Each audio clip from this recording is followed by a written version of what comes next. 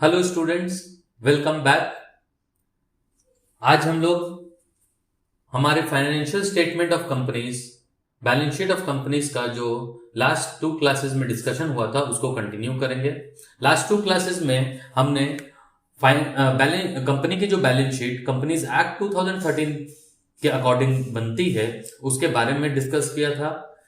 Company की balance sheet के format कैसे होते हैं उसके बारे में डिस्कशन किया था। कहां से वो फॉर्मेट आया है उसका डिस्कशन किया था। कितने पार्ट्स होते हैं इसका डिस्कशन कर लिया था। अगर आपने अभी तक वो वीडियोस नहीं देखे हैं तो लिंक आपको डिस्क्रिप्शन में मिल जाएगा, आप वहां से पहले वो 2 वीडियोस देख लीजिए, उसके बाद आज का 3rd वीडियो आप देखिएगा। आज हम स्टार्ट करेंगे शेयर होल्डर्स फंड के सब हेड शेयर कैपिटल के साथ। शेयर कैपिटल क्या होता है इसके बारे में हम लोग डिस्कस करेंगे। शेयर कैपिटल को डिस्कस करने से पहले हम लोग शेयर कैपिटल के बारे में समझ लेते हैं। शेयर कैपिटल होता क्या है, समरी में बहुत शॉर्ट में मैं आपको समझा देता हूं। शेयर कैपिटल का मतलब होता है capital which comprises of small contribution made by the share holders of the company. Company के केस में हम कैपिटल को शेयर कैपिटल बोलते हैं, सिर्फ कैपिटल नहीं बोलते हैं, क्योंकि कंपनी की जो टोटल कैपिटल होती है उसमें कई सारे लोगों का शेयर होता है, कई सारे लोग उसमें अपना हिस्सा देते हैं, तब वो पूरी कंपनी की कैपिटल बनती है। इसीलिए कंपनी की कैपिटल को शेयर कैपिटल बोलते हैं। और वो जो शेयर होल्डर जो लोग कंपनी में कंट्रीब्यूट करते हैं उनको मेंबर्स कहा जाता है या शेयर होल्डर्स कहा जाता है। इसके बदले में जो कंपनी होती है वो अपने शेयर होल्डर्स को अपनी टोटल प्रॉफिट में हिस्सा देती है, ठीक है। तो उनको उतना ही हिस्सा मिलता है, उतना ही शेयर मिलता है जितना कैपिटल उन्होंने कंट्रीब्यूट किया है। इसलिए कंपनी की कैपिटल को हम शेयर कैपिटल बोलते हैं, सिर्फ कैपिटल नहीं कहते हैं। I hope it is clear to you all, आपको यह बात समझ में आ गया होगा। अब शेयर कैपिटल जो होती है, कंपनी देखिए कंपनी का फॉर्मेशन कैसे होता है, कंपनी काम कैसे करती है, थोड़ा सा हम लोग उसके बारे में समझ लेते हैं। बाकी डिटेल में आपको कॉमर्स का भी वीडियोस आने वाला है, जो बिजनेस स्टडीज या कॉमर्स जो सब्जेक्ट हैं आपके, उसका भी वीडियोस आएगा। उसमें एक चैप्टर है, एक टॉपिक है जिसमें शेयर्स के बारे में डिस्कशन होगा हमारा। थियोरेटिकल चैप्टर है तो वहां पे भी आप उसको डिटेल में समझ सकते हैं। कंपनी जब भी स्टार्ट होती है तो कंपनी के जो रजिस्ट्रार होते हैं, जहां पे कंपनी रजिस्टर की जाती है, वहां से उनको परमिशन लेना पड़ता है, उनको अप्लाई करना पड़ता है कि वो कितने बड़ी कंपनी बनना चाहते हैं, कितने कैपिटल से वो फॉर्म होना चाहते हैं। वो परमिशन जब वो लेते हैं जितने कैपिटल की, उसी को हम जो कैपिटल बोलते हैं उसी को हम रजिस्टर्ड कैपिटल या नॉमिनल कैपिटल बोलते हैं। चलिए पहले डिस्कस करते हैं कि कंपनी की जो शेयर कैपिटल होती है वो कितने टाइप की होती है। कंपनी की शेयर कैपिटल 3 टाइप की होती है। पहली होती है ऑथराइज्ड कैपिटल, या उसी को रजिस्टर्ड कैपिटल बोलते हैं, या नॉमिनल कैपिटल। दूसरी होती है इशूड कैपिटल, और and third it is subscribe capital. तीसरी होती है सब्सक्राइब कैपिटल। यानी कंपनी की शेयर कैपिटल का भी 3 डिवीजन होता है, ऑथराइज्ड, इशूड एंड सब्सक्राइब्ड। ये 3 पार्ट में शेयर कैपिटल डिवाइडेड होती है। तो सबसे पहले हम ऑथराइज्ड कैपिटल को समझ लेते हैं। ऑथराइज्ड कैपिटल का मतलब होता है कंपनी को जितनी कैपिटल का ऑथराइजेशन मिला हुआ है, परमिशन मिला हुआ है, किससे? आरओसी से। किससे ये परमिशन किससे मिला है इनको? आरओसी। आरओसी का मतलब होता है रजिस्ट्रार ऑफ कंपनीज। जहां पे कंपनी रजिस्टर हुई है उसको आरओसी बोलते हैं। वहां पर कंपनी को अप्लाई करना पड़ता है, परमिशन लेना पड़ता है फॉर्म करने के लिए अपने आप को। तो वो जितने कैपिटल से फॉर्म होती हैं उसको रजिस्टर्ड कैपिटल बोलते हैं या नॉमिनल कैपिटल बोलते हैं। इसी को आप परमिसिबल कैपिटल भी बोलते हैं, इसी को हम परमिसिबल कैपिटल भी कहते हैं। परमिसिबल कैपिटल, ठीक है। ये सारे ऑथराइज्ड कैपिटल के ही अलग अलग नाम होते हैं। तो आप देख सकते हैं maximum amount of capital a company can raise by issuing shares as mentioned in capital clause of its memorandum. Memorandum of association जो कंपनी का होता है उसमें कैपिटल क्लॉज बोल के जो क्लॉज है उसमें जितने से कंपनी ने अपने आप को डिक्लेयर कर रखा है, अपनी कैपिटल डिक्लेयर कर रखी है, वो कैपिटल को ऑथराइज कैपिटल बोलते हैं। Second, issued capital. कंपनी जब ऑथराइजेशन ले लेती है तब फिर देखिए कंपनी बनाने का मेन मोटिव है ज्यादा से ज्यादा कैपिटल रेज करना, पब्लिक से पैसा लेकर बड़े लेवल पे बिजनेस करना। और सबसे पहले मैं आपको एक डिस्क्लेमर दे देना चाहता हूं कि हम जब इस चैप्टर में जो बात करेंगे ये सिर्फ और सिर्फ पब्लिक कंपनी के पॉइंट से बात कर रहे हैं। तो चूंकि प्राइवेट कंपनी का थोड़ा सा डिस्कशन डिफरेंट हो जाता है, पर अकाउंट्स में जो भी आप न्यूमेरिकल सॉल्व करने जा रहे हैं वो सिर्फ और सिर्फ पब्लिक कंपनी के पॉइंट से हम लोग डिस्कशन करेंगे। तो जब भी हम कंपनी के बारे में बोल रहे हैं तो आप उसको पब्लिक कंपनी के हिसाब से आपको समझना है। तो इशूड कैपिटल का मतलब है कि हम पब्लिक से कितना पैसा लेना चाहते हैं, फिलहाल कंपनी को कितने पैसे का रिक्वायरमेंट है ये कंपनी डिसाइड करती है और उसी हिसाब से वो पब्लिक से पैसे रेज करती है, पैसे इशू करवाती है, उतना ही पैसा वो जो रेज करना चाहती है उतने ही शेयर इशू करती है, तो उसको इशूड कैपिटल बोलते हैं। Amount of capital offered by the company, जितना कैपिटल कंपनी लेना चाहती है उतने ही शेयर्स वो पब्लिक को इशू करती है to its shareholders for subscribing, तो उसको हम इशूड कैपिटल बोलते हैं। अब ऑथराइज्ड कैपिटल तो आरओसी के पॉइंट से हुआ, इशूड कैपिटल जो होता है ये कंपनी के ऊपर है, ये कंपनी के पॉइंट से बात हो रहा है कि कंपनी को जब परमिशन मिल गया उसके बाद कंपनी के ऊपर है वो कितना इशू करवाना चाहती है। ये बात आपको बहुत अच्छे से समझ में आ रहा होगा कि issued capital can't exceed authorised capital. I hope it is clear. मान लीजिए सपोज फॉर एग्जांपल कंपनी को मिला 100 करोड़ का परमिशन, कंपनी 100 करोड़ 100 करोड़ की कैपिटल को रेज कर सकती है।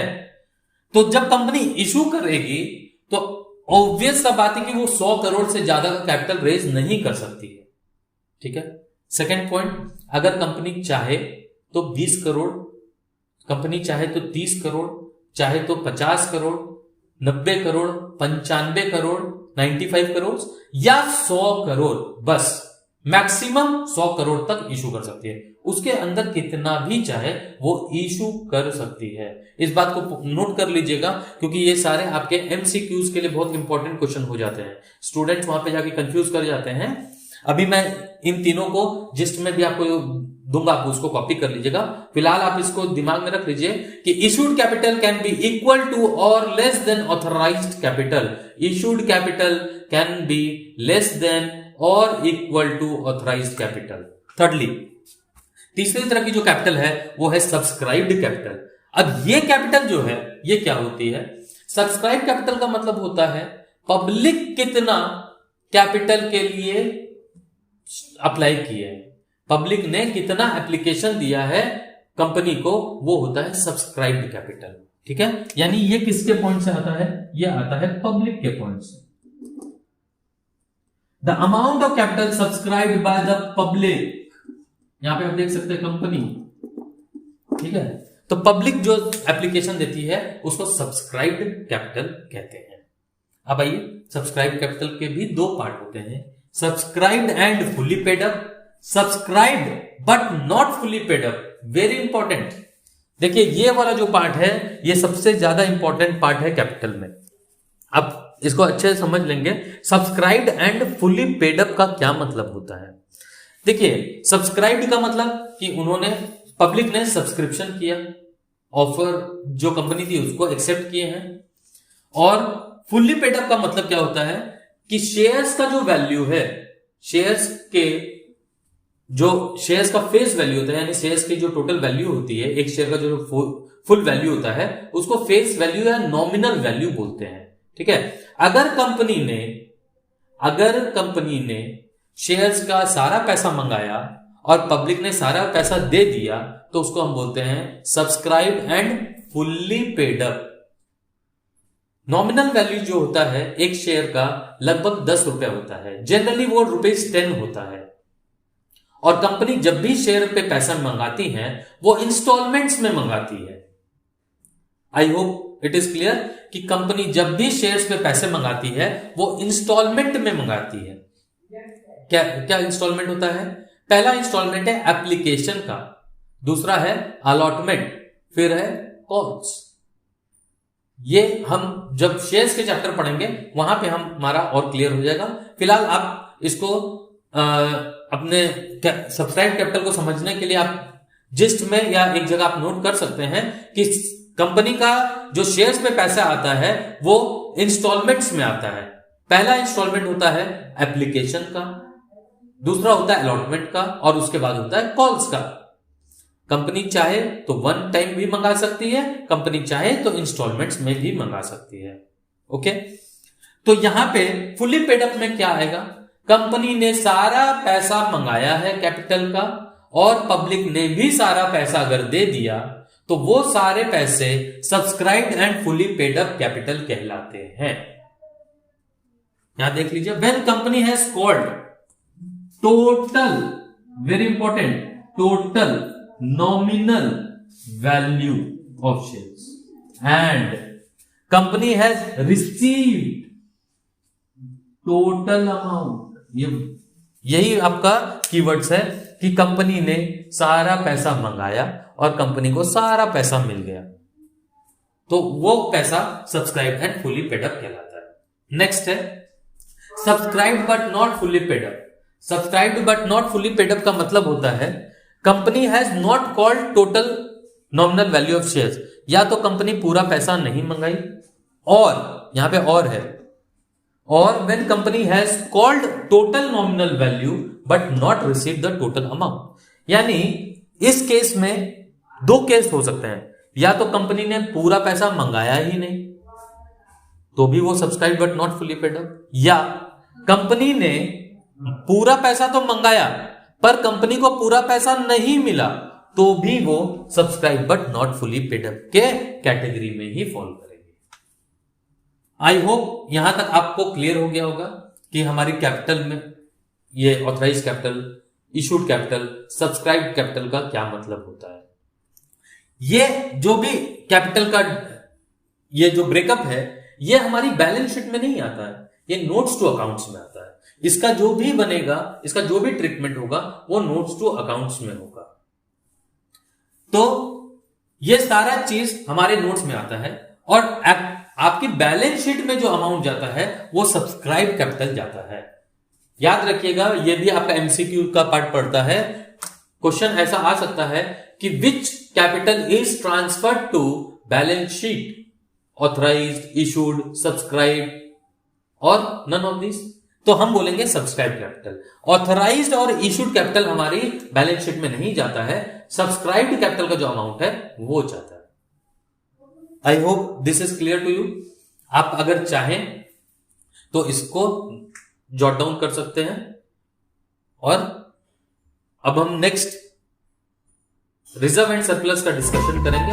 आप इसको जॉट डाउन कर लीजिए, फिर हम लोग रिजर्व एंड सरप्लस का डिस्कशन करेंगे। ओके, तो अब हमारा नेक्स्ट टॉपिक है reserve and surplus.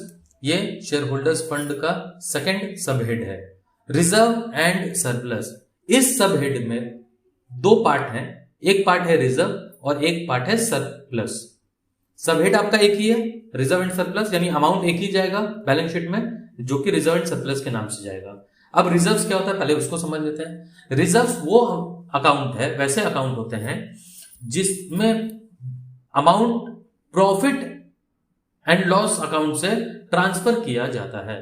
Profit and loss account से जब कोई अमाउंट सेट असाइड किया जाता है फ्यूचर में होने वाली कोई लायबिलिटी जिसके बारे में आज आपको नहीं पता है, आज आप जिसको क्वांटिफाई नहीं कर सकते हैं, जिसका मॉनेटरी वैल्यू आपको नहीं पता है, उस लायबिलिटी के लिए आप जब आज कोई अमाउंट सेट असाइड कर देते हैं तो जिस अकाउंट में उस अमाउंट को आप ट्रांसफर करते हैं, आई एम रिपीटिंग, जिस अकाउंट में अमाउंट को ट्रांसफर करते हैं उस अकाउंट को रिजर्व कहते हैं। सर ऐसा क्यों करते हैं? इसलिए करते हैं क्योंकि हमारे क्लास 11 में ही एक कॉन्सेप्ट था जिसमें बताया जाता था कि कंजर्वेटिव आप फ्यूचर में होने वाले सारे लॉसेस को, लायबिलिटीज को आज ही बुक्स में लिख लीजिए, पर फ्यूचर में होने वाले कोई भी इनकम को आज इनकम मत मानिए। उसी कॉन्सेप्ट पे रिजर्व्स बनाए जाते हैं। तो जब ये रिजर्व्स बनते हैं तो आपको प्रॉफिट से वो अमाउंट सेट असाइड कर देना है। रिजर्व्स कई तरह के होते हैं, जैसे capital reserve, securities premium reserve, workman compensation reserve, investment fluctuation reserve, shares options outstanding account, debentures redemption reserve, capital redemption reserve, कई तरह के रिजर्व्स होते हैं। ठीक है, तो इनमें जो अमाउंट हम ट्रांसफर करते हैं ये हमारे सरप्लस से या प्रॉफिट एंड लॉस अकाउंट से ट्रांसफर होता है। जैसे कैपिटल रिजर्व एक रिजर्व होता है जब कंपनी को कैपिटल प्रॉफिट होती है। सपोज एक कंपनी ने अपनी किसी एसेट को बेचा और उसको बेच के कंपनी को प्रॉफिट होता है, ये प्रॉफिट कैपिटल प्रॉफिट कहलाती है और इसको हम कैपिटल रिजर्व में ट्रांसफर कर देते हैं। सो आई होप रिजर्व्स का कॉन्सेप्ट आपको क्लियर हो गया होगा। तो आपके ड्यूरिंग द ईयर जितने भी रिजर्व्स हैं वो हम रिजर्व्स को इंडिविजुअली लिखते हैं नोट्स टू अकाउंट्स में और उसका अमाउंट को एक जगह लिख देते हैं। नेक्स्ट आता है सरप्लस।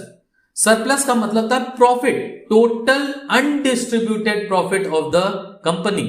जितनी अनडिस्ट्रीब्यूटेड प्रॉफिट है, अनडिस्ट्रीब्यूटेड का मतलब क्या होता है, कंपनी जब प्रॉफिट कमाती है तो कंपनी उसके साथ क्या क्या ट्रीटमेंट कर सकती है। या तो कंपनी उस प्रॉफिट में से कुछ हिस्सा अपने शेयर होल्डर्स को दे दे, जिसको हम डिविडेंड बोलते हैं, and it is also called distribution of profit, distributable profit, है ना। तो या तो प्रॉफिट को डिस्ट्रीब्यूट कर दे अपने शेयर होल्डर्स में in the name of dividend, ये पहला ट्रीटमेंट हो गया प्रॉफिट के साथ। दूसरा, उस प्रॉफिट का कुछ हिस्सा या तो रिजर्व में ट्रांसफर कर दे, ट्रांसफर टू रिजर्व, जो कि हम लोग रिजर्व एंड सरप्लस में बात कर चुके हैं, या फिर उसको रिटेन कर ले। इसी प्रॉफिट को जो रिटेन करती है कंपनी, इसी को बोलते हैं अनडिस्ट्रीब्यूटेड प्रॉफिट। तो हम इसी अनडिस्ट्रीब्यूटेड प्रॉफिट को सरप्लस कहते हैं।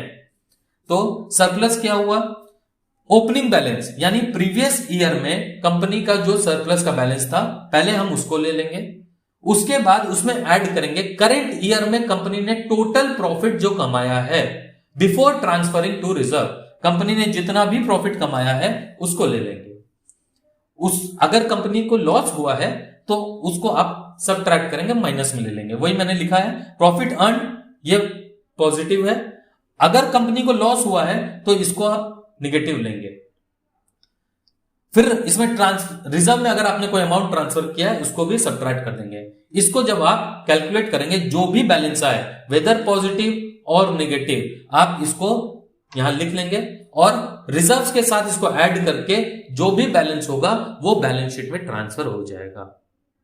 इन केस अगर आपका ये बैलेंस निगेटिव आता है तो आपको निगेटिव बैलेंस रिफ्लेक्ट करना पड़ेगा।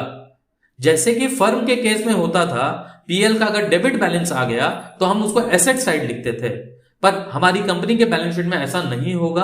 अगर आपका सरप्लस निगेटिव भी आ गया तो आपको बैलेंस शीट में ब्रैकेट में, क्योंकि हमारे अकाउंट्स में निगेटिव बैलेंस को हम ब्रैकेट में रिफ्लेक्ट करते हैं, प्लस या माइनस साइन से रिफ्लेक्ट नहीं करते हैं, उसको ब्रैकेट में रिफ्लेक्ट करेंगे, तो आप उसको ब्रैकेट में लेकर बैलेंस शीट में दिखाएंगे। I hope reserve and surplus is clear to you.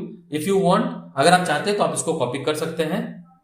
And now after this we will be discussing non current liabilities and current liabilities. इसके बाद अब हम नॉन करेंट लायबिलिटीज और करेंट लायबिलिटीज के बारे में डिस्कशन करेंगे। ओके, तो अब हम लोग डिस्कस करेंगे लायबिलिटीज के हेड के बारे में। तो लायबिलिटीज के अंदर में नॉन करेंट और करेंट लायबिलिटीज आती हैं। अब हम पहले डिस्कस करते हैं कि नॉन करेंट और करेंट लायबिलिटीज होती क्या है। जैसा कि हम फर्म के केस में जानते हैं कि जो भी लायबिलिटीज का पेमेंट विद इन 12 मंथ्स किया जाता है, जिस भी लायबिलिटीज को विद इन 12 मंथ सेटल कर दिया जाता है, वैसी लायबिलिटीज को करेंट लायबिलिटीज कहते हैं। और जो लायबिलिटीज का जिन लायबिलिटीज का पेमेंट बियॉन्ड 12 मंथ्स किया जाए, यानी जिनका पेमेंट आपको 12 महीने के बाद करना है, वैसी लायबिलिटीज को हम लॉन्ग टर्म या नॉन करेंट लायबिलिटीज बोलते हैं। हमारे प्रीवियस वीडियोस में हमने बताया था कि ये जो बैलेंस शीट कंपनीज की बन रही है, ये एज पर कंपनीज एक्ट बन रही है। तो उस एक्ट में आपको ये नॉन करंट और करंट लायबिलिटीज को लेकर एक और क्राइटेरिया का फुलफिलमेंट करना पड़ता है, एक और क्राइटेरिया को चेक करना पड़ता है। दो क्राइटेरिया को कंपेयर करते हैं, उस दो क्राइटेरिया में जो भी हायर होता है उस मंथ्स में वो कैलकुलेट होगा, तब हम डिसाइड करते हैं कि लायबिलिटी हमारी करंट है या नॉन करंट है। तो चलिए हम लोग समझते हैं कि करंट और नॉन करंट लायबिलिटी का क्राइटेरिया क्या है, किसको करंट बोलते हैं, किसको नॉन करंट बोलते हैं। देखिए, current liability is a liability which is to be settled within 12 months. यहां तक हमें पता है कि जिस भी लायबिलिटी का सेटलमेंट विद इन 12 मंथ्स करना है वो करंट लायबिलिटी है। और विद इन ऑपरेटिंग साइकिल, यानी जिस लायबिलिटी का पेमेंट या तो 12 मंथ्स में या ऑपरेटिंग साइकिल में, विच एवर इज हायर, दोनों में से जो मंथ ज्यादा हो उसमें हो, उसको करंट लायबिलिटी बोलते हैं। मुझे पता है कि बहुत सारे स्टूडेंट्स को ये टेक्निकल टर्म नहीं समझ में आया होगा, तो हम एक एग्जांपल से इसको क्लियर करते हैं। आप एग्जांपल में फोकस कीजिए, आपको ये चीज ऑपरेटिंग साइकिल बिल्कुल क्लियर हो जाएगा। देखिए, हम लोग डिस्कस कर रहे हैं ऑपरेटिंग साइकिल का मतलब क्या होता है। ऑपरेटिंग साइकिल का मतलब होता है कि गुड्स में जो हमने पैसा लगाया वो जितने मंथ में रियलाइज हो जाता है उसको ऑपरेटिंग साइकिल बोलते हैं। सपोज एक एग्जांपल हम ले रहे हैं, सपोज हमने कैश से रॉ मटेरियल खरीदा। हम यहां पे मैन्युफैक्चरिंग बिजनेस का बात कर रहे हैं। हमने कैश से रॉ मटेरियल खरीदा है।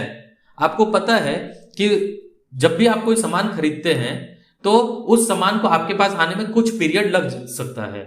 जैसे मान लीजिए आपकी जहां फैक्ट्री है, आप फर्नीचर बनाते हैं, आपकी जहां फैक्ट्री है, आप जो वुड मंगा रहे हैं वो किसी और स्टेट से मंगा रहे हैं, तो आपने ऑर्डर दिया होगा वुड का, टिम्बर का, लकड़ी का, लॉक्स का आप ऑर्डर देते हैं। आपने ऑर्डर दिया, आप ऑर्डर प्लेस किए। कई बार हमें एडवांस पैसा भेजना पड़ता है, तो आपने अगर पैसा भेज दिया और तब वो लॉग आप तक पहुंचा, मान लीजिए इसमें आपको 2 महीना का टाइम लग जाता है, तो आपका पैसा रॉ मटेरियल में 2 महीने के लिए लग गया है। 2 महीना तक आपको ना रॉ मटेरियल मिला ना आपका पैसा रियलाइज हुआ। तो ये हम उस पैसे का बात कर रहे हैं जो रॉ मटेरियल में इन्वेस्ट हो चुका है। तो cash invested in raw material for 2 months. अब आपका रॉ मटेरियल तो आ गया, पर रॉ मटेरियल से वर्क इन प्रोग्रेस में, देखिए आपका कैश कन्वर्ट हो गया रॉ मटेरियल में, 2 महीने बाद रॉ मटेरियल आपको मिल गया। रॉ मटेरियल को आप क्या किए, अब आपने मशीन में लगा दिया उस रॉ मटेरियल को, ठीक है। रॉ मटेरियल यानी लकड़ी का, आपको पता है फर्नीचर बनाने से पहले उसको काटा जाता है। वर्क इन प्रोग्रेस वो स्टेज है जहां पे जो प्रोडक्ट है वो ना तो रॉ मटेरियल है ना ही फिनिश गुड्स है। जैसे कोई लकड़ी का ढांचा है, ठीक है, कोई कुर्सी का ढांचा है जिसपे आप बैठ भी नहीं सकते हैं, 4 उसके पैर होने चाहिए, अभी उसमें 2 पैर ही लगा है, उसको फिनिशिंग नहीं किया गया है, तो अब वो लकड़ी भी नहीं है और वो चेयर भी नहीं बना है, तो इसको वर्क इन प्रोग्रेस बोलते हैं। मान लीजिए कि फर्नीचर को कंप्लीट होने में 4 महीने का टाइम लगता है, तो रॉ मटेरियल से आपका वर्क इन प्रोग्रेस में चला गया है और उसमें 4 महीना लगेगा, तो अब आपका पैसा 4 महीने के लिए वहां पे भी अटक गया है, वहां पे भी इन्वेस्टेड है। अब उसको कंप्लीट होने में मान लीजिए कि 4 महीना लग गया, फिनिश गुड्स बन गया, तो आपको पता है कि फिनिश गुड्स जैसे बन गया तो तुरंत वो नहीं बिक जाता है। मान लीजिए उसको बिकने में और 5 महीने लग गए, तो 5 महीना गुड्स बिकने में लग गया, 5 महीना गुड्स बिका और आपके डेटर्स के पास गया, डेटर्स फिर आपको पैसा आपको दिए। तो इस तरह करके आपका जो पैसा रियलाइज हुआ, सपोज 16 मंथ्स में आपका वो पैसा वापस आता है। जब आपने रॉ मटेरियल में पैसा लगाया और वो घूमकर जब आपका सामान बिका और डेटर्स जब आपको पैसा देके चला गया, इस टोटल में आपको 16 मंथ्स का टाइम लग गया। कैश वापस घूम के आपके पास आया 16 मंथ्स में, और यही साइकिल आपका चलता रहता है। तो इस साइकिल को हम ऑपरेटिंग साइकिल बोलते हैं, ठीक है, इसी को हम ऑपरेटिंग साइकिल बोलते हैं। तो यहां पे आप देखिए, चूंकि आपको 16 मंथ्स लग रहा है, तो और क्राइटेरिया क्या था, current liability is a liability which is to be settled within 12 months और ऑपरेटिंग साइकिल, तो हमारा ऑपरेटिंग साइकिल बन गया 16 मंथ्स। तो हम यहां पे बोल सकते हैं operating cycle is 16 months. So within 12 months और operating cycle whichever is higher. तो इस केस में हमारा 16 मंथ्स हाइयर है, यानी कोई भी लाइबिलिटी इस बिजनेस की अगर 16 मंथ्स तक की है तो वो करंट लाइबिलिटी ही कहलाएगी, उसको आप नॉन करंट नहीं बोल सकते हैं। ये हमारा कंपनीज के केस में इसी तरह से करंट और नॉन करंट लाइबिलिटी को क्लासिफाई किया जाता है, आइडेंटिफाई किया जाता है। Hence, in this case, all liabilities which are to be settled in 16 months will be considered as current liability. तो इसको हम current liability बोलेंगे। आई होप ये आपको ऑपरेटिंग साइकिल क्लियर हो गया होगा। इसको आप अच्छे से समझ लीजिए, क्योंकि यही क्राइटेरिया आपके एसेट्स में भी एप्लीकेबल हो जाता है, non current and current assets में भी। तो ये चीज आप अच्छे से समझ लीजिएगा, ऑपरेटिंग साइकिल को कॉपी कर लीजिएगा कि ऑपरेटिंग साइकिल होता क्या है और हम कैसे क्लासिफाई इसको करते हैं। इसको आप स्क्रीनशॉट ले सकते हैं या कॉपी कर सकते हैं। इसके जस्ट बाद हम लाइबिलिटीज में जो सब हेड्स हैं उसका एक शॉर्ट डिस्कशन करके हमारी क्लास को एंड करेंगे। आप इसका ले लीजिए स्क्रीनशॉट या नोट कर लीजिए, और जस्ट इसके तुरंत बाद अब हम लाइबिलिटीज के सब हेड्स को डिस्कस करेंगे।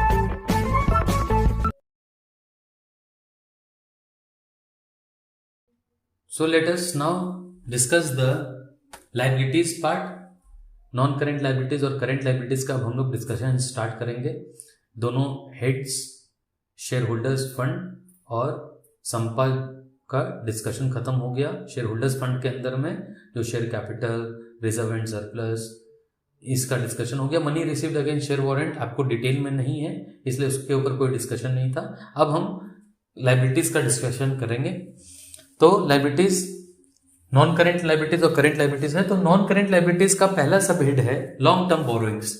अब देखिए ये टर्म जो है बोरोइंग्स, इसको समझना बहुत जरूरी कि बोरोइंग्स आखिर होता क्या है।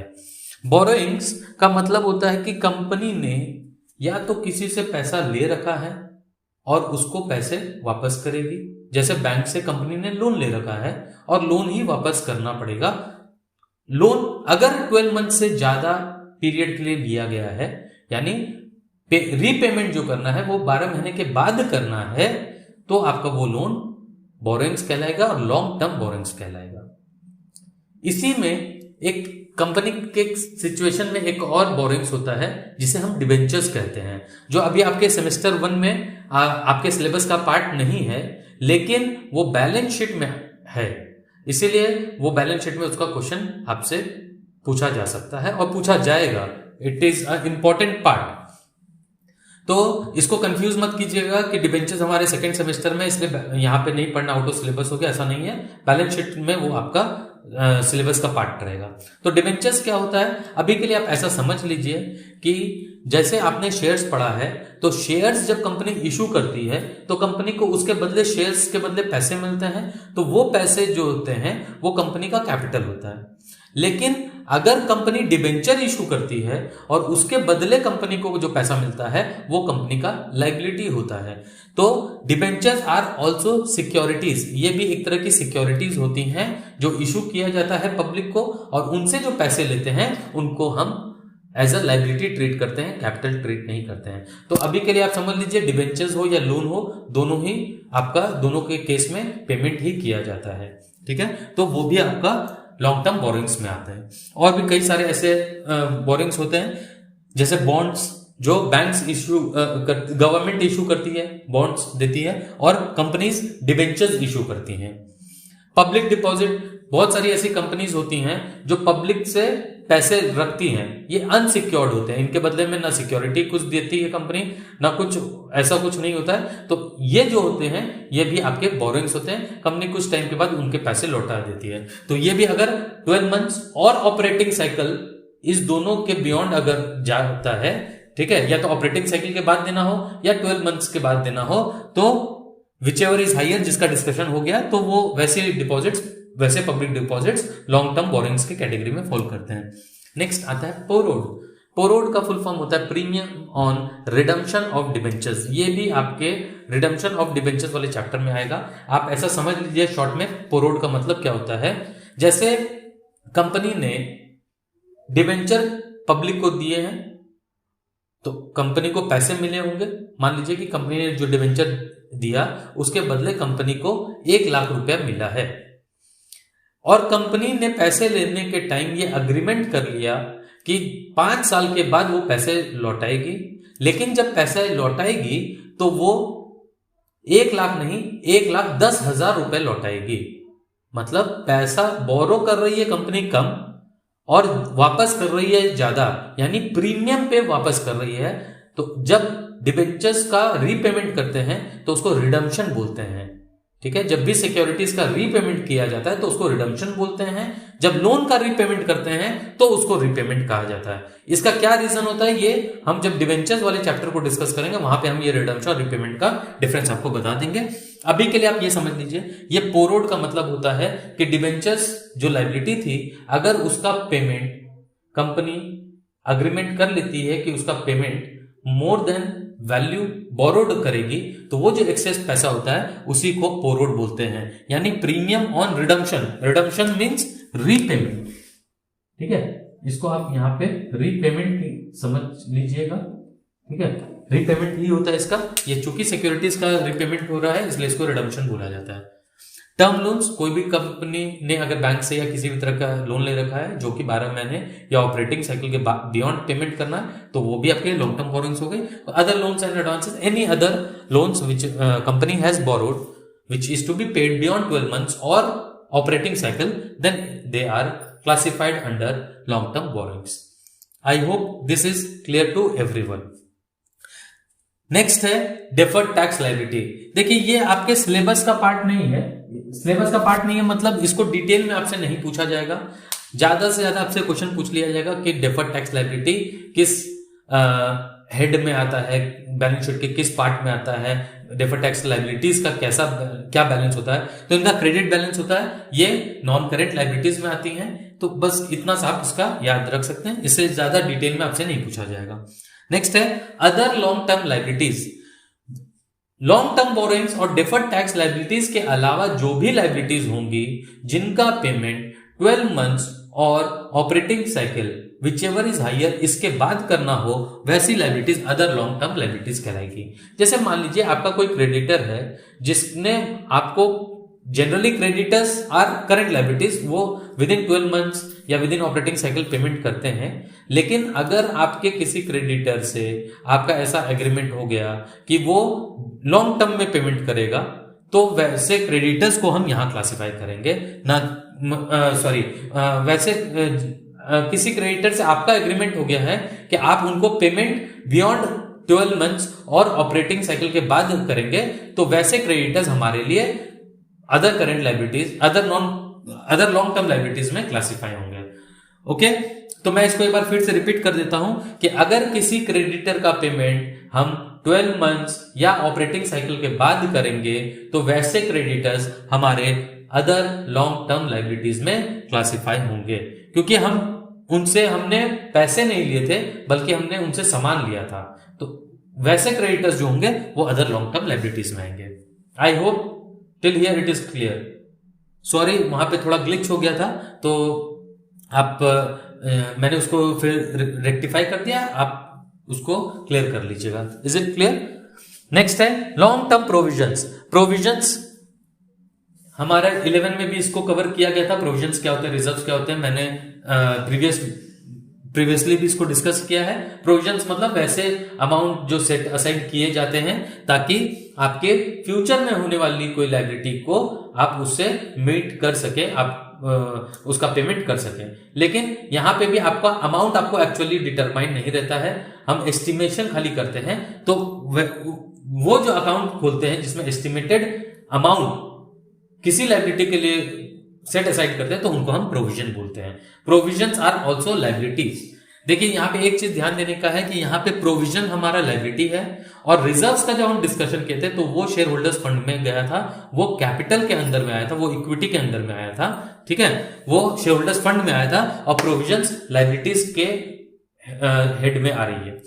तो लॉन्ग टर्म प्रोविजंस क्या क्या होते हैं, जैसे प्रोविजन फॉर ग्रेचुइटी, ये जब जो एम्प्लॉइज होते हैं कंपनीज उनको उनके रिटायरमेंट पे, ये आपके रिटायरमेंट पे दिया जाता है, ऑन रिटायरमेंट। उनको रिटायरमेंट पे कुछ पेमेंट करती है, वो पेमेंट ग्रेच्युटी कहलाता है। तो ऑब्वियसली एम्प्लॉइज आज अगर ज्वाइन किए तो आज ही रिटायर नहीं करेंगे, ठीक है। 10 साल 15 साल के बाद 20 साल के बाद 30 साल के बाद लॉन्ग टर्म में रिटायर करते हैं, तो इनके ऊपर जो प्रोविजन बनता है ये भी लॉन्ग टर्म प्रोविजन है।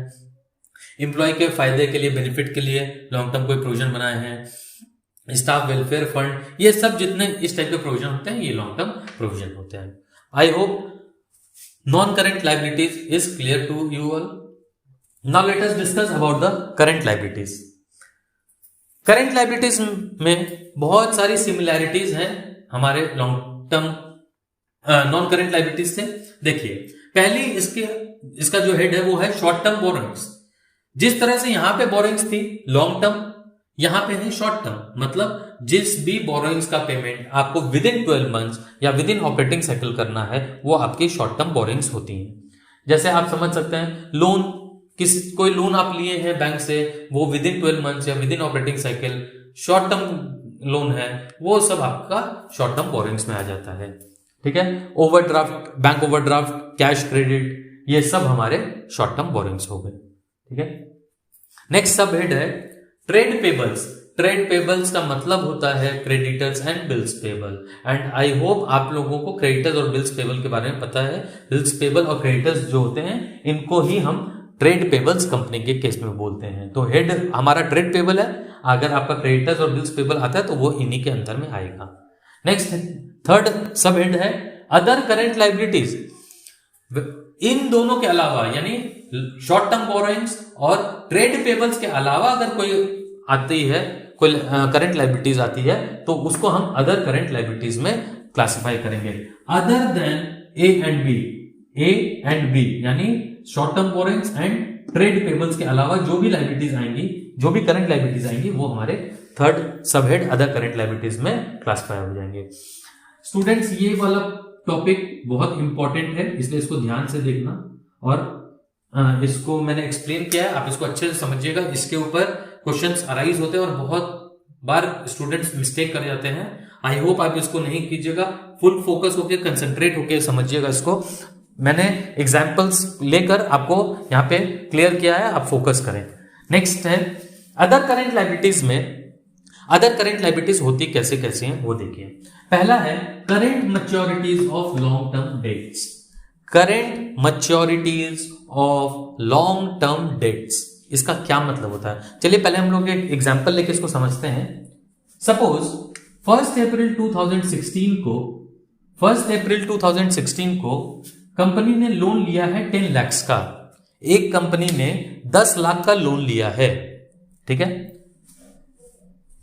यह एग्रीमेंट हुआ है, जिस कंपनी ने जब लोन लिया तो सपोज बैंक से लोन लिया है तो कंपनी ने बैंक से एग्रीमेंट किया है कि वो 31 मार्च 2018 यानी सेकेंड ईयर से वो 2 लाख पर ईयर का पेमेंट करेगी।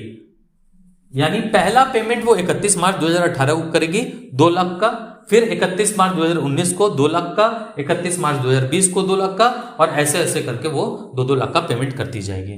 तो कंपनी का क्या इफेक्ट आएगा बैलेंस शीट पे वो देख लीजिए।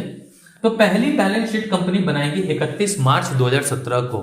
कंपनी ने लोन लिया 1 अप्रैल 2016 को, कंपनी का वो जो ईयर है वो एंड हो रहा है 31 मार्च 2017 को। इस दिन एंड हो रहा है, इस दिन कंपनी के ऊपर लोन कितने का होगा? 10 लाख का। नो डाउट इज दैट यहां पे 10 लाख का कंपनी के ऊपर लोन है, क्योंकि कंपनी का पहला पेमेंट 31 मार्च 2018 को होगा, ठीक है।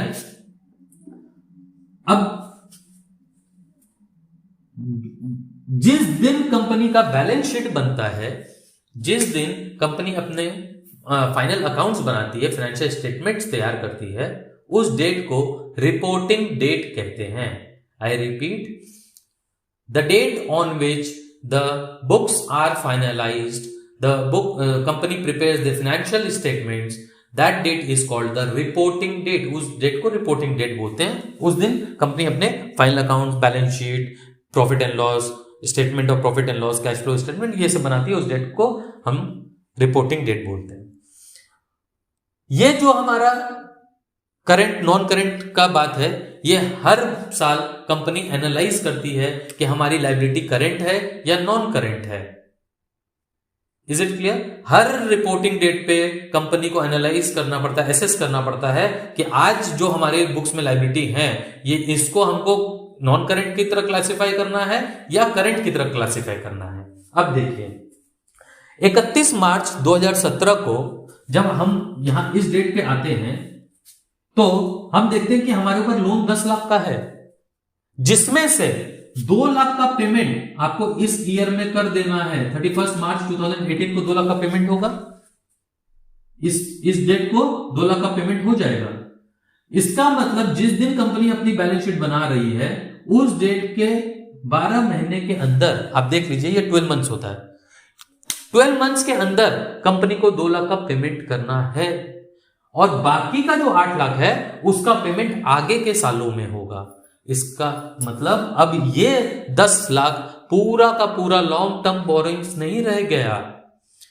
इसमें से 2 लाख जो है जिसका पेमेंट विद इन 1 ईयर करना है, विद इन 12 मंथ्स करना है, उसको आपको as a current liability treat करना होगा। वो आपकी करेंट लायबिलिटी बन गई। Am I clear? उस लोन का 2 पार्ट हो गया, 2 लाख जिसका पेमेंट विद इन 12 मंथ्स होना है। अब आप ये मत बोलिएगा सर 31 मार्च 2017 से 31 मार्च 2018 ये तो 12 महीने से ज्यादा हो गया, 31 मार्च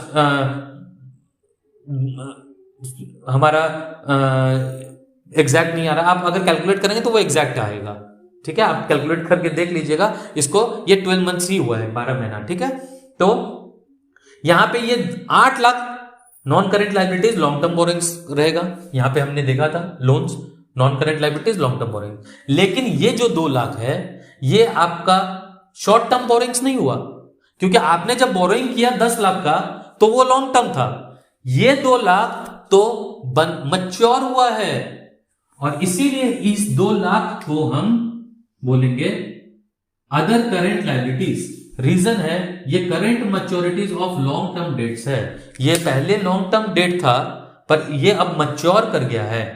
करंट मैच्योरिटी इसलिए क्योंकि ये विद इन 1 ईयर का पेमेंट होना है, तो करंट मैच्योरिटीज हुआ लॉन्ग टर्म डेट्स का। अब ये क्लासिफाई होता है अदर करंट लायबिलिटीज में। आई होप इट इज क्लियर। अगर आपको नहीं समझ में आया होगा आप एक बार रिवाइंड करके फिर से सुनिएगा, आपको क्लियर हो जाएगा। नेक्स्ट है, अब आते हैं तो 31 मार्च 2017 को 10 लाख की लायबिलिटी थी, 8 लाख आपका लॉन्ग टर्म बोरोइंग्स और 2 lakh current liabilities other current liabilities में आएगा because of current maturities of long term dates. अब जब आप 31 मार्च 2018 को आइएगा तो आपने 2 लाख का पेमेंट कर दिया होगा, आपके ऊपर एक्चुअल लायबिलिटी 8 लाख बची होगी। इस डेट को 8 लाख का लायबिलिटी बच गया होगा, 2 लाख का पेमेंट हो गया। पर फिर अगेन हम जब देखेंगे तो जब आप 31 मार्च 2018 को खड़े होकर देखिएगा तो 31 मार्च 2019 को आपको 2 लाख का पेमेंट कर देना है, यानी ये 12 मंथ्स के अंदर में फिर 2 लाख का पेमेंट होगा। तो यानी ये 8 लाख पूरा का पूरा आपका लॉन्ग टर्म बोरिंग्स नहीं है, इसमें से 2 लाख आपका फिर करंट लायबिलिटीज हो गया और सिर्फ 6 लाख ही ऐसा है जिसका पेमेंट बियॉन्ड 1 ईयर होगा, बियॉन्ड 12 मंथ्स होगा, ठीक है? तो 6 लाख आपका लॉन्ग टर्म बोरिंग्स हुआ और 2 लाख अदर करंट लायबिलिटीज हो गया। लोन आपका 8 लाख का ही है, लायबिलिटी आपकी 8 की है, पर लायबिलिटी का अब डिवीजन हो जाएगा। नेक्स्ट 31 मार्च 2019 को जब हम आएंगे तो इस दिन हमारा फिर यहां पे 2 लाख का पेमेंट, ये वाला पेमेंट हमने कर दिया होगा और ये जो 6 लाख है इसका भी डिवीजन 2 पार्ट में हो जाएगा।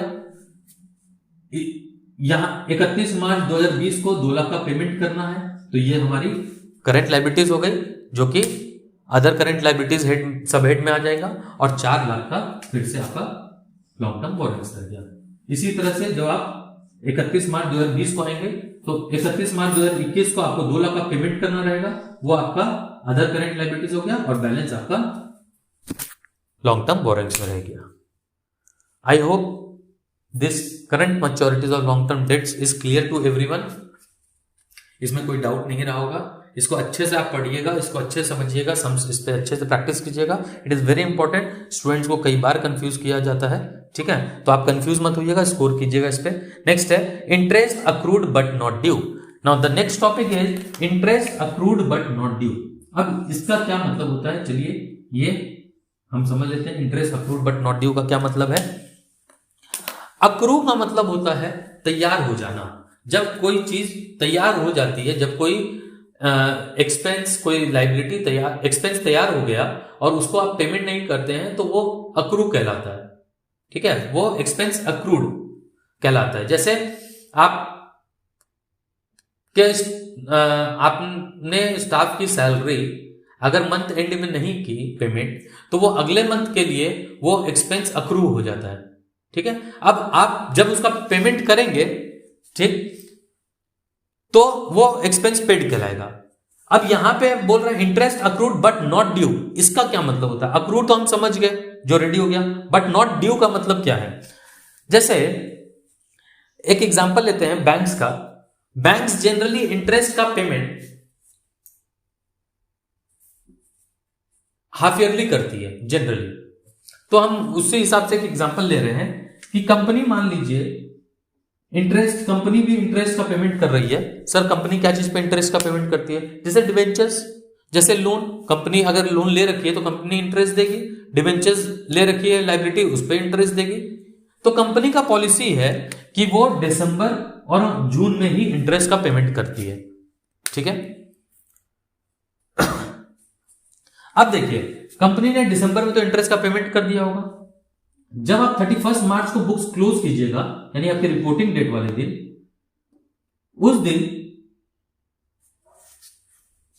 जनवरी, फरवरी और मार्च, ये 3 महीने का इंटरेस्ट रेडी हो गया होगा, पर अक्रू हो गया, पर आज आप पेमेंट करने के लिए लायबल नहीं है। लायबल नहीं मतलब आप उन्हें अपना पॉलिसी बना रखा है कि जून में हम पेमेंट करेंगे, तो अभी आपके पास कोई भी इंटरेस्ट मांगने भी नहीं आएगा, ड्यू नहीं हुआ है। ठीक है, तो लेकिन जनवरी, फरवरी और मार्च, ये 3 महीने का जो इंटरेस्ट है, इसको आपको बुक्स में रिकॉर्ड करना पड़ेगा। This is called interest accrued but not due. Due date है जून। Try to understand. आप 6 महीने का इंटरेस्ट एक बार में पेमेंट करते हैं, लेकिन हर महीने का इंटरेस्ट अक्रू तो हो रहा है, तो मार्च में आपको उसको अपने बुक्स में लिखना पड़ता है।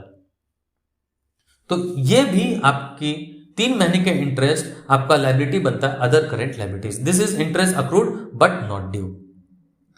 इसी तरह से है इंटरेस्ट अक्रूड एंड ड्यू। अब मान लीजिए कि आपने दिसंबर के इंटरेस्ट का पेमेंट नहीं किया, जो कि अक्रू भी हो गया, ड्यू भी हो गया, तो ऑब्वियसली वो तो लायबिलिटी है, क्योंकि अक्रू भी कर गया, ड्यू भी हो गया, तो वो भी वैसा इंटरेस्ट भी अदर करंट लायबिलिटीज में आएगा। आई होप स्टूडेंट्स यहां तक आपका सारा चीज क्लियर है। इसके बाद छोटे मोटे कुछ और अदर करंट लायबिलिटीज हैं, जैसे इनकम रिसीव्ड इन एडवांस। कोई पैसा कंपनी को पहले ही मिल गया है, अभी उसको नहीं मिलना चाहिए था वो पैसा, जैसे कंपनी ने सेल नहीं किया और आप कस्टमर पहले ही पैसा देके चला गया, तो आपको पता है वो लायबिलिटी हो जाता है। कॉल्स इन एडवांस, ये आपका शेयर्स से रिलेटेड है, शेयर्स वाले चैप्टर में आएगा। कॉल्स इन एडवांस, अगर कोई शेयर होल्डर एडवांस पैसा दे देता है तो वो भी हमारा अदर करंट लायबिलिटीज में क्लासिफाई होता है। Refundable application money and interest accrued thereon, ये भी हमारे शेयर्स चैप्टर से रिलेटेड है। अगर एप्लीकेशन पे कंपनी को पैसा एक्सेस मिल जाता है और कंपनी उनको शेयर्स इशू नहीं करती है, तो वैसा एप्लीकेशन मनी कंपनी के लिए लायबिलिटी है और कंपनी को उसको रिफंड करना पड़ता है। कभी कभी एप्लीकेशन मनी जब टाइम क्रॉस कर जाता है तो उसके ऊपर इंटरेस्ट भी कंपनी को देना पड़ जाता है। अनपेड और मच्योर डिबेंचर्स और deposits and interest thereon, अगर कोई डिबेंचर्स मच्योर हो गए, जैसे यहां पे हमने मच्योरिटीज का जो बात किया था, अगर डिबेंचर्स भी मच्योर हो गए हैं तो वो और उनके ऊपर का जो इंटरेस्ट है वो दोनों मिलकर आपके अदर करंट लायबिलिटीज बन जाते हैं। एंड द लास्ट सब head is short term provisions, कोई ऐसा प्रोविजन जो कंपनीज ने विद इन 12 मंथ्स या विद इन ऑपरेटिंग साइकिल्स के लिए बना रखा है, तो वैसे प्रोविजन शॉर्ट टर्म प्रोविजन होते हैं। जैसे सबसे पॉपुलर है प्रोविजन फॉर टैक्सेशन या प्रोविजन फॉर टैक्सेस। आपको पता है कंपनी को हर साल टैक्स का पेमेंट करना पड़ता है। आप टैक्स को कभी भी लॉन्ग टर्म के लिए नहीं कर सकते हैं। आपको इस साल का जो इनकम है ये आपको बुक्स क्लोज करने के बाद 1-2 महीने के अंदर, 3 महीने के अंदर आपको वो टैक्सेस को सेटल करना पड़ता है। तो कंपनी उसके लिए भी पहले से प्रोविजन बनाती है और वो प्रोविजन सिर्फ उस साल के लिए बनता है। तो वो ऐसा प्रोविजन जो होता है वो provision for taxation short term provision हुआ। कोई छोटे मोटे एक्सपेंसेस के लिए या रेगुलर नेचर ऑफ एक्सपेंसेस के लिए कंपनी अगर प्रोविजन बनाई है जो कि रेगुलर नेचर का, रेकरिंग नेचर का है, तो वो भी शॉर्ट टर्म प्रोविजन है। कोई इंप्लॉय के बेनिफिट के लिए जो कि शॉर्ट टर्म बेनिफिट देना हो, वैसा कोई प्रोविजन बना रखिए, तो वो प्रोविजन भी शॉर्ट टर्म प्रोविजन है। So this were the heads and subheads of equity and liabilities that we have completed today। अगर आपको हेड्स सब हेड्स में कहीं कोई डाउट रह गया है, कुछ भी प्रॉब्लम है, तो आप कमेंट सेक्शन में इसको बता दीजिएगा। हम उसके ऊपर और फिर से एक नया वीडियो आपको ला देंगे। अगर इसके ऊपर और कोई डिस्कशन रह गया है, आपको लग रहा है कहीं कुछ बच गया है, तो आप बता देना, मैं उसके ऊपर एक और वीडियो ला दूंगा। और साथ ही साथ एसेट्स का नेक्स्ट वीडियो आएगा जो इसमें एसेट्स को कवर करेंगे। उसके बाद बैलेंस शीट्स के क्वेश्चंस को हम सॉल्व करेंगे, उससे रिलेटेड क्या क्या क्वेश्चंस बन सकते हैं उसको हम लोग सॉल्व करेंगे। अच्छे से आप पढ़िए और अपडेट रहिए, चैनल्स पे आप अपडेटेड रहिए। वीडियोस बहुत फ्रिक्वेंटली आने वाली है। एग्जाम्स पोस्टपोन हुए हैं, इसका मैंने वीडियोस भी डाला था, तो एग्जाम भी पोस्टपोन हो गया। आपके लिए अच्छी अपॉर्चुनिटी है, अभी से आप उसको रेडी कीजिए। हर तरह का आपको हेल्प मिल जाएगा। ज्यादा अगर आपको डिटेल में अगर क्लासेस करनी है तो डिस्क्रिप्शन में क्लासेस के लिंक्स आपको मिल जाएंगे, वहां से आप अपने क्लासेस बुक भी कर सकते हैं। वहां से हम आपको डिटेल क्लासेस भी दे देंगे। Okay students, thank you.